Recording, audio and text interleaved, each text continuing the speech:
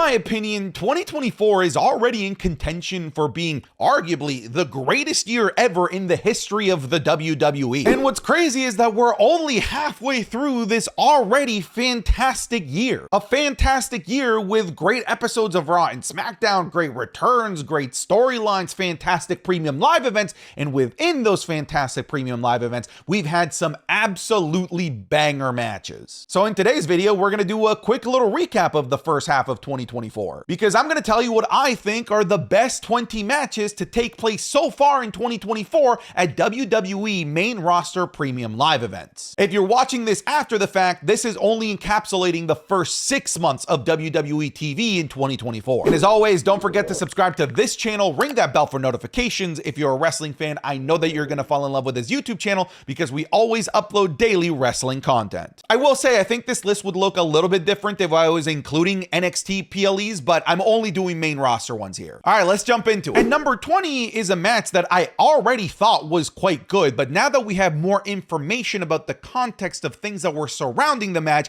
I have no choice but to think even more highly of this match. That being the match between Rhea Ripley and Becky Lynch for the Women's World Championship at WrestleMania 40. This was a match that in the night of, to me, a little bit under-delivered, but I still thought it was quite good. I felt like the two women had a great match. I was just expecting it to be a little bit better. I don't think that it quite reached the levels of Rhea Ripley versus Charlotte Flair the year before, so I was comparing it to one of the best matches of the previous year. But without that comparison, on its own right, it was a very good match between two women that genuinely felt like two giants of the industry. But now that I know that Becky Lynch went into this match incredibly sick with a nasty fever and strep throat, and on top of that, before the match started, Rhea Ripley had a panic attack, which, by the way, I don't know if you've had a panic attack before. I have, and it takes me like hours to recover from it. She basically recovered from it instantly to be able to make her insane WrestleMania entrance and go on to have a 15-minute match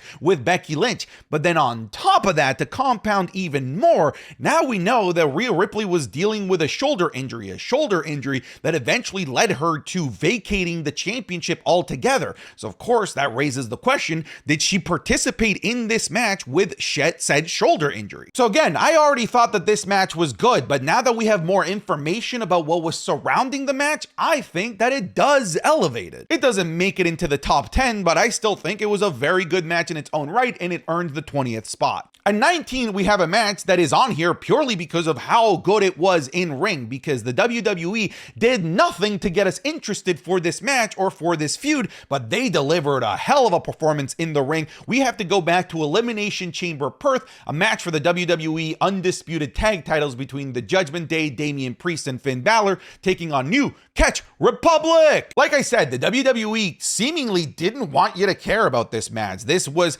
a match that had little to no feud, little to no interaction between the teams. It was a match that just sort of existed to pad out the rest of this PLE. But just because it was a match that existed doesn't mean that it was a bad match, because it was quite the opposite. Although there was no story to get you invested as to why these guys were having a match, the match itself was just genuinely frantic, fast-paced, incredibly good. The chemistry between all four of these guys was absolutely undeniable, and to me, this was the coming out of both Tyler Bate and Pete Dunne. I think this would be higher on this list if this had a better narrative to get you more emotionally invested in all of the awesome things that were happening in the ring, but in terms of just its raw in-ring action, it's good enough to crack the top 20. At 18, we have a match that had arguably my favorite finish of any match this entire year, that being the fantastic finish between the Royal Rumble match between Logan Paul, the United States champion, defending against Kevin Owens. The match itself was also very good, but we knew that this match likely had to end with shenanigans, which had us all quite nervous in terms of how they would do this. Would this just be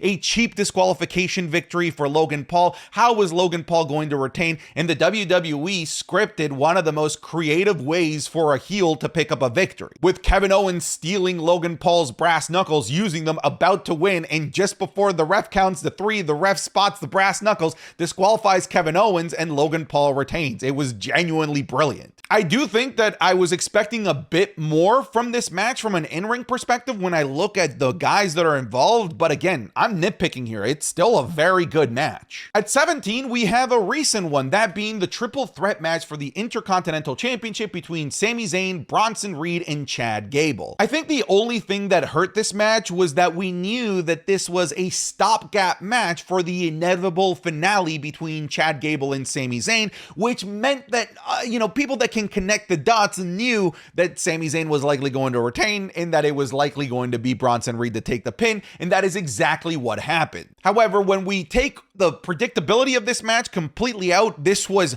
so good. It was so frantic and incredibly entertaining. This was Bronson Reed at its best. Like, Bronson Reed was out there looking like Rey Mysterio. Chad Gable still looking like Perk Gable out there, just being an absolute in-ring technician maniac. And Sami Zayn, it's Sami Zayn. I don't really think that I really need to grease up his wheels. He's already fantastic in his own right. But these three had an undeniable chemistry, and I would have loved to see a sequel to this match, but it seems like Bronson Reed and Chad Gable have gone in their complete separate ways at this point. But this little match was a bit of a gem. At 16, we have another triple threat match. This time it's the triple threat match at WrestleMania 40 for the United States Championship between Randy Orton, Kevin Owens, and Logan Paul. I love that this match for the first half was basically a handicap match of Kevin Owens and Randy Orton completely borderline assaulting and murdering Logan Paul. It was hilarious. But then after that, once the human greed took over and Randy and Kevin Owens wanted to win the championship, it devolved into a fantastic triple threat match, my favorite type of triple threat match, where it's all three guys in the ring in tandem doing moves to one another, because it just flows so well like that. And when you have consummate professionals like Randy Orton and Kevin Owens, you just know that the flow of the match is going to be perfect. And then you add the athleticism of Logan Paul, and then you make magic. And what I did appreciate in this match was that it didn't end in the classic shenanigans that we all know we could expect from Logan Paul. This was kind of a clean victory from Logan Paul when you really go back and analyze the match. It was just really great heel work and him taking advantage of the situation that Randy Orton and Kevin Owens put themselves in. It was great. At number 15, we have the Women's Elimination Chamber match, a match that in my opinion completely outshined the men and was, in my opinion, the best match of this entire premium live event as well. What makes this match stand out is the fact that everyone looked good in this. Everyone came out of that chamber with a higher stock than they did walking in. That's how you know you had a successful chamber match. This also served as a fantastic coming out party for people like Liv Morgan, who was just returning from a long injury,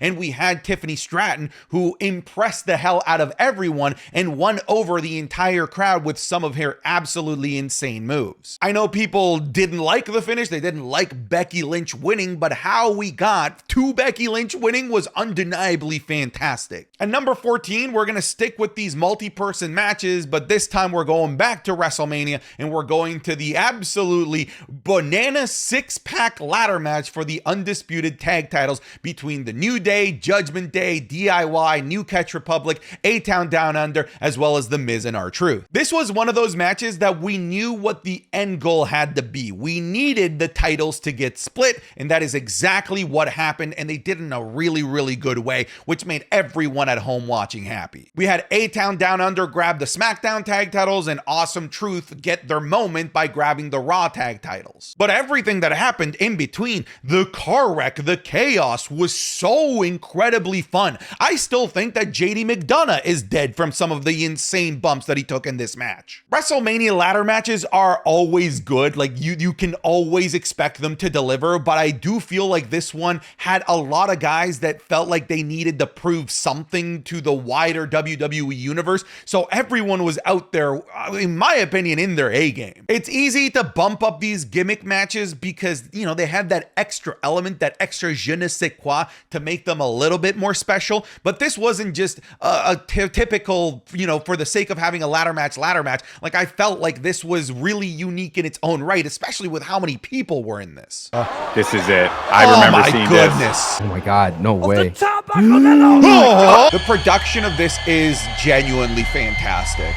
Oh my God. Oh my Oh God. my God, dude, this match is great. That, folks, was a preview of this week's Wrestling is Cool Match Club, which is available exclusively over on patreon.com/SantiZap. This week, we're looking at the very first ever Money in the Bank ladder match at WrestleMania 21. We're looking at an indie classic between Walter and Will Ospreay. We'll also be looking at the debut of The Fiend Bray Wyatt against Finn Balor at SummerSlam 2019, and the criminally underrated Fatal 4-Way match at SummerSlam for the Universal title between Brock Lesnar, Braun Strowman, Roman Reigns, and Samoa Joe. You're going to be getting these watch-alongs and more, like the Raw review, SmackDown reviews, the Wrestling is Cool podcast 3 days early, all over on patreon.com/SantiZap. We unfortunately cannot show these on YouTube. It is impossible. The only place to get the watch-alongs is on Patreon. So come check it out. It'll be the top link in the description or the link that's in the pinned comment. I think that you're going to like it, even if you just try it out for 1 month. All right, back to the video. At 13, we have what I think is an underrated classic that you need to be talking more about. We go to Backlash in France. That is the women's triple threat match for the WWE Women's Championship between Tiffany Stratton, Bayley, as well as Naomi. I mentioned this before with the Logan Paul, Kevin Owens, Randy Orton triple threat match, that the type of triple threat matches that I like are the triple threat matches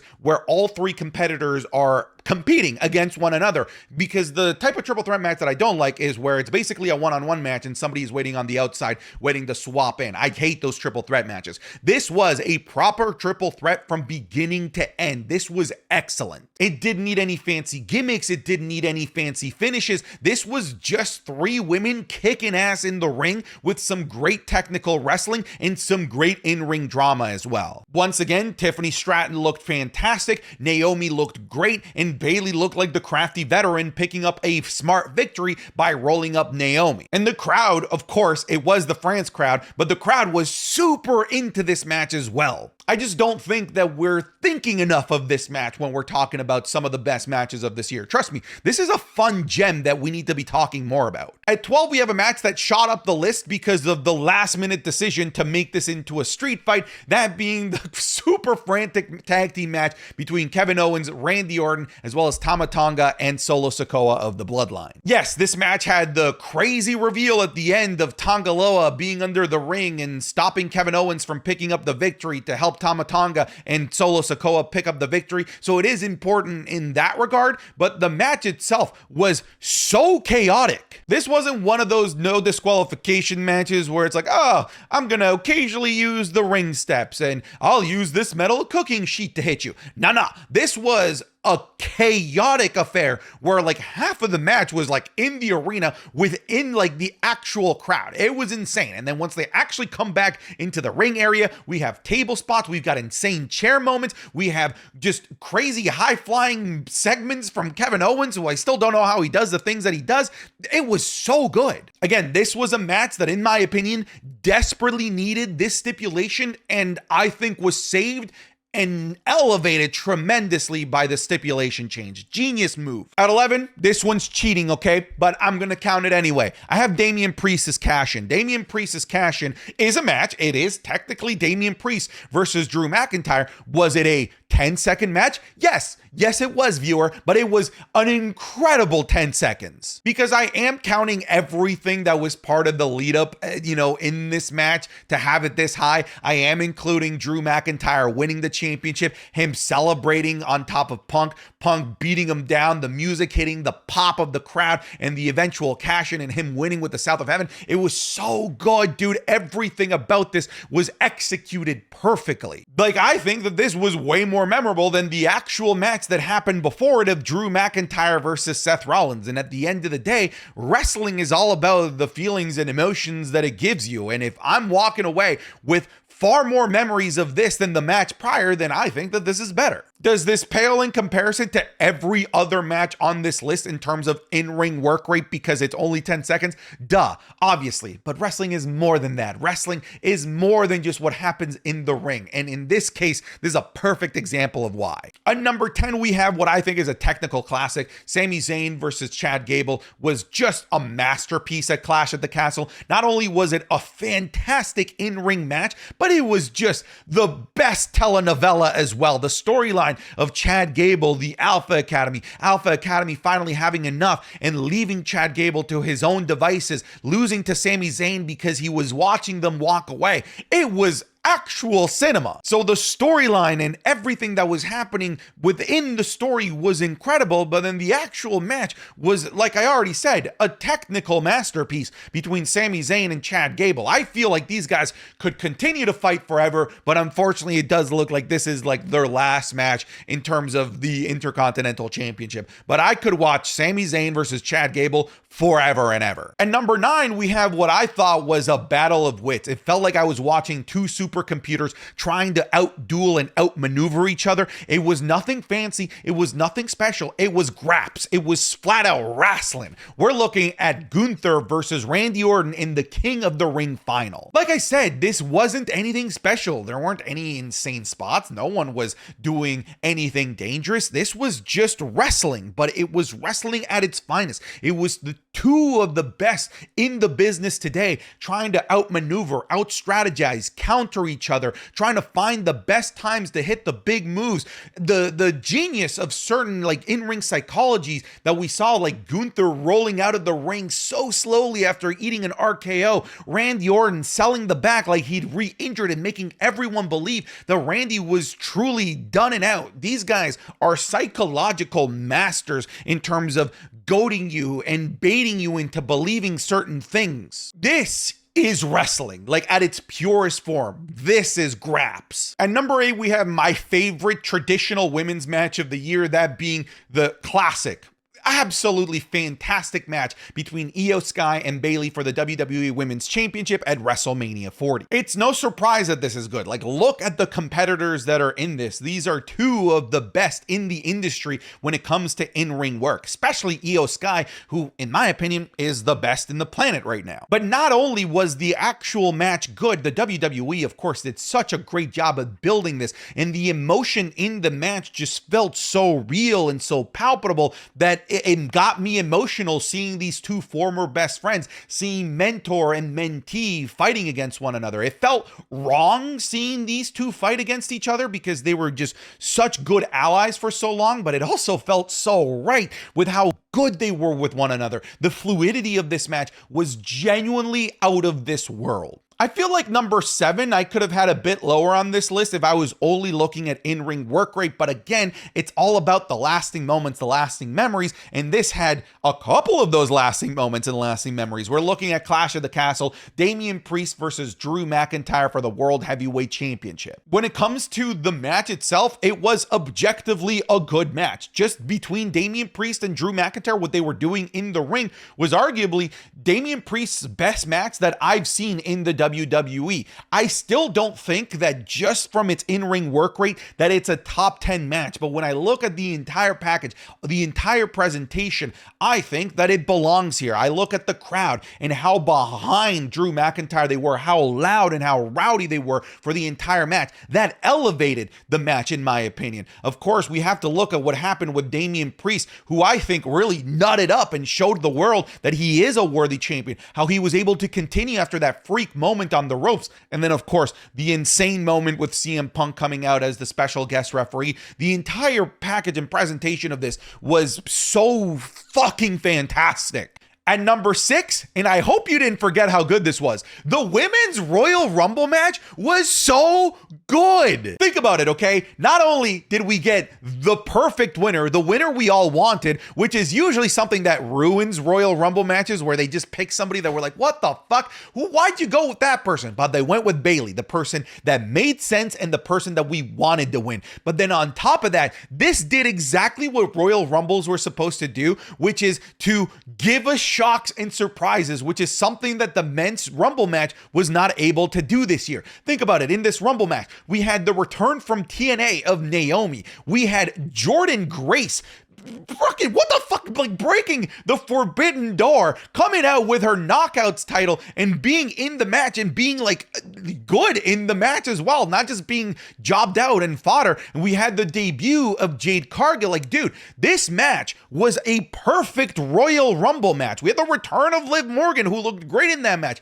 Everything about this was fantastic. The Women's Royal Rumble match is going to go down as a classic Rumble match. Mark my words. And number 5, we have what I think is a classic. Just an incredible match for the Intercontinental Championship between Sami Zayn and Gunther. This thing is perfection. What's funny is that I feel like this match was elevated because of Sami Zayn's entrance. We've talked about a couple of the matches on here being lower on the list because it felt like the WWE did a really poor job of getting you excited for the match. That was actually the case here. There was very little excitement for Sami Zayn versus Gunther. Yet somehow, in Sami Zayn's entrance alone, they did a better buildup for the entire feud in those 3 minutes that Sami Zayn was walking from the back to the ring, as he's having that really genuine, beautiful moment with his wife and his son. Then he walks and meets what was then his good friend and mentor and coach, Chad Gable. And then right before he goes through the curtain, he has Kevin Owens hyping him up, getting him ready, telling him to bring that title home. That entrance alone, I was like, I'm in for this goddamn right. You son of a bitch, WWE, you got me again. But then we get to the actual match, and shocker, Gunther, Sami Zayn, wow, what a surprise. Oranges are orange. Gunther and Sami Zayn is a good match. What a shock. But actually, this match was genuinely fantastic. I know that a lot of people are still a little bit bugged out about Sami Zayn basically hulking up and eating all of Gunther's finishers, but I think that it just worked really well with Sami's character, and it worked really well with Gunther playing too much with his food, as he would like taunt Sami Zayn, taunt his wife. I felt like that was the Achilles heel of the ring general. I thought that this was amazing. At number 4, we have another recent goodie. I have Cody Rhodes versus AJ Styles, but I have the Clash at the Castle I Quit match instead of the other one. We're going to talk about the other one in a second. God damn it, man. This feud was just so damn good. The matches that these guys put on are match of the year contender time after time. And it should be to the shock of no one. This is AJ freaking Styles and Cody motherfucking Rhodes, for God's sake. I understand the complaint and the concern that we knew Cody was winning, and that's fair. I think that that is a fair criticism to have. I think that's what happens when you create other nemesises for Cody Rhodes down the line that you know require him having the title, like Roman Reigns, like the Final Boss, like Solo Sikoa. So we knew he was holding the title through these, but it doesn't mean that the ride of this filler arc can't be fun. And I feel like this I Quit match was like, like, hey, we're going to take you through this ride. You're going to have fun. You know what's at the end of this ride. It's Cody Rhodes celebrating, but we're going to take you through one hell of a ride. We're going to take you through a super violent match. We're going to take you through a bloody match. We're going to take you to a match that involves Mama Rhodes. We got handcuffs. We got tables. We got everything. Dude, this match was so good. I don't think it's as good as their original match, but as a sequel, it's still fantastic. At number 3, you already know what it's going to be. It's going to be Bloodline Rules. It's The Rock and Roman Reigns taking on Cody Rhodes and Seth Rollins, a tag match to determine whether the main event was going to be Bloodline Rules. Mama Rhodes, Mama Rhodes, I'm going to make your boy bleed. We had The Rock being his absolute goddamn best version of himself, the final boss, stealing the show, telling refs to fuck off. This was just fantastic. Part of what carries this is, of course, the star power and the names that are in this. Absolutely. I am not blind to that. I understand that when it comes to in-ring work, that there are probably better matches than this. This is still a fantastic ring match, but it also had all of the allure that involves these 4 men. It had the stakes of whether it was going to be Bloodline Rules, and it had it devolve into The Rock's vision of what that match was meant to be, which was always just a trap for Cody Rhodes and Seth Rollins, as he basically turned this into a no disqualification match by telling the ref that he was going to fire him. Dude, the theatrics of this match alone is what catapults it to the number 3 spot. And the quick reminder that The Rock is still the goddamn Rock. Like, he's so good. He's so entertaining. And yes, he was, of course, in ring the weakest out of the 4. That's no surprise. This is the oldest guy there and the guy that hadn't wrestled a full match since 2013. So that didn't surprise anyone. But The Rock's charisma and his in-ring presence and his aura alone helped carry this. And then the actual in-ring work rate of the other 3 guys was legendary. This match was fantastic. At number 2, we already talked about it. I have Cody Rhodes versus AJ Styles. This shit is a bona fide classic. This is a banger of a match match. And in fact, I've now added this match to my list of matches to show non-wrestling fans to try and show them why I like wrestling and try and win them over. From a technical point of view, this match is perfect, like literal perfection, one of the best in-ring matches that I've ever seen. But again, there's the other aspects that help elevate this, and it is the crowd. This was the best crowd that I've ever seen for a single match ever. Granted, it's the best crowd I've seen for an entire show ever, if I'm being honest with you, but they were extra special for Cody Rhodes versus AJ Styles. I know some people found it obnoxious, but I love the fact that they were singing throughout the whole thing. I love that mundane things like a 1 or a 2 count elicited awesome chants and awesome songs. It felt like I was at a European football match. It was awesome. So when you have a genuinely perfect wrestling match, there are zero flaws when it comes to Cody Rhodes versus AJ Styles at Backlash France. But then you compound that with a crowd that elevated that perfect match beyond perfection, you're here. You're at the number 2 spot. And if it wasn't for what was at number 1, you'd be in number 1. And I have a hard time seeing in ring a match being better than this on the main roster. And number 1, come on, you knew it was the Bloodline Rules between Roman Reigns versus Cody Rhodes for the WWE Undisputed Championship. This is just like the greatest thing that I've ever seen in professional wrestling. Here's the thing, everyone is going to remember and talk about this match for all of the crazy stuff that happened at the end. And I do want to talk about the crazy stuff, but this match without the crazy stuff, go back and rewatch it. I did recently. Without the crazy stuff, was still a 5-star, like perfect in-ring match. It was fantastic. This was Roman Reigns at his absolute best, not just with his in-ring work, but dude, the psychology of this man, this guy talking trash at the camera, having a conversation with with Paul Heyman while he's got Cody Rhodes in a headlock saying, "My arms are big," or hitting Cody Rhodes with a crossroads and not being able to pick up the victory and looking at the camera and Paul Heyman and saying, "That move sucks. Ain't nobody win with that move." Roman Reigns was on another level in this match with his character work, but the in-ring work of both Roman and Cody in this match was also astronomically good. But then you add the fact that you've got Solo Sikoa getting out there, then you have Jey Uso and Jimmy Uso having their moment. That spot on the ramp with the table was better than their entire WrestleMania match. You have John Cena coming out to even out the odds to take out Solo Sikoa. You have The Rock coming out to take out John Cena. You have Shield Seth Rollins that made us all believe that Seth Rollins and Dean Ambrose were coming up for a second. You debated us there for a second and it worked, goddammit. And then The Undertaker's gone. And then, of course, the great moment with literally the most poetic thing I've ever seen in wrestling, with Roman Reigns choosing to hit Seth Rollins with the chair instead of Cody Rhodes to pay him back for Plan B all those years ago when the Shield broke up. And that was his downfall, the fact that he couldn't let go of that. Like, dude, like, that is, dude, it's magical. Like, it literally is the best thing that I've ever seen, maybe ever in the history of professional wrestling.